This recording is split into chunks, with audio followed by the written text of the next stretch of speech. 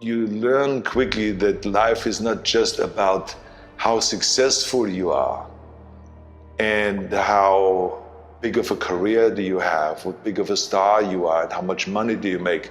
That's all great. I love it. Love being a star, love being rich and all that stuff. But that's not what life is all about. It's about, in the end, not how much we make, but how much we give back. And so to me, the important thing is that I give back as much as possible, contribute as much as I can, because I feel this is a responsibility of each one of us. We have to give God a lot of credit, because I don't think we would be here doing this interview if it wouldn't be for God, right? So I think that God should get a lot of credit. I was blessed by God and a lot of things that I did in my life. I was blessed to be born with parents, with a mother that gave us so much love, and the father that gave us the discipline and the strict upbringing and all that brought structure into the whole life. Well, I think the secret to success, it doesn't matter if you come from a little village in Thal or from a big town. There's one thing that you have to do, and that is you have to first of all work your ass off. And number two, you have to have a very clear vision of where you want to go. You have to be brave. You have to be tough. Have the discipline to follow through. And it is very important that you don't listen to the naysayers, because in every step of the way, when you make decisions like, I want to be a bodybuilding champion of the world, people say this is impossible, this is an American sport, it's never going to happen. When you want to go to America, they say, what's the matter with you? The fliegen da kan niet broden en vegel bemoont You know, it's not gonna, no one is going to wait there with open arms for you and blah, blah, blah, and the whole thing. So there was the naysayers there. When I wanted to be in the movies, they said you have an accent. It's never going to happen. No one ever became a leading man when you have an accent. You have a huge body. You weigh 250 pounds. You look like a monster. That doesn't work when you work with a woman that maybe weighs 100 pounds. It's all off. Your name cannot really Schnitzel, whatever it is. Forget it. It's not going to happen. So the naysayers were always there, even in politics. When they ran for governor, they said, are you crazy? You're an actor. You're a businessman. You're not a politician. You should start to be a mayor first and maybe an assemblyman or senator, but not to be around for governor. So I never listened to the naysayers because I believed what Nelson Mandela said, that, everything is always impossible until someone does it. Then all of a sudden say, oh yeah, that could be possible. So that's the way I felt. So that was a very important, in order to be successful, to not listen to the naysayers. I'm a big believer in there is no such thing as a self-made man. Because so many times people say that you're a self-made man, you're the perfect example of the American dream and this and that. And these are all great compliments, but the reality is, as I always said, that you can call me anything you want. You can call me Arnie, Schwarzi, Governor, Schnitzel, whatever you want to call it, but don't ever call me self-made man. Because I would not be here if I wouldn't have had parents that were dedicated and gave us the love and the affection and the discipline and all of the stuff right from the beginning. I wouldn't be here if I wouldn't have had the help from so many bodybuilders in Graz that helped me.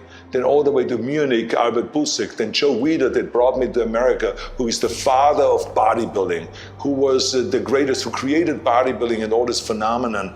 He brought me to America and he gave me the confidence. He paid for the first apartment in Santa Monica. Without that, I wouldn't have made it. If I wouldn't have had the Dino De Laurentiis, on the beginning, who was one of the greatest producers of all time. He made over 500 movies, who came to me and said, I offer you Conan the Barbarian. Huge movie that was the breakthrough movie for my international career. Mm-hmm. If I wouldn't have had John Milius to direct it, or Jim Cameron to say to me that I want you for Terminator, or John McTiernan to do Predator, Ivan Reitman to give me a chance to go into comedy movies. So all of these people help. So how can I say that I'm a self-made man? Including when I was governor, when I became governor of the state of California, I had 5 million people voting for me. Every one of those people that voted for me helped me to become governor. Mm-hmm. How can I say that I made myself, right? So it would be nonsense, ludicrous. So this is why I say Those are the things that I think were important for me to be successful. And like I said, it doesn't matter then from what village you come from or anywhere. You have to recognize that, and those are kind of the elements that make one successful. When I said that I recognized I'm not a self-made man and that I have gotten a lot of help, when you recognize that, and this is why it's important that to tell this to our young people. And this is why this was the theme of my speech at the commencement speech at the university in Houston when I got my 8th honorary doctorate degree. I talked about self-made, a man doesn't exist, and that we all get a lot of help, because that makes people then understand, okay, we get help and we are the product of help, and therefore we have the responsibility to help others in return. And this is why right away from bodybuilding on, when I worked out, I didn't just lift for myself. I wanted to lift the entire sport. I always was interested to work towards something that is bigger than me, something that is going to be around much longer than me. I'm going to be gone one day, but bodybuilding should not be gone. So this is why it was a pleasure for me and an honor for me to go into this sport, to win the world championships 13 times over, Mr. Universe, Mr. Olympia, Mr. World, Mr. International, and all of this kind of stuff.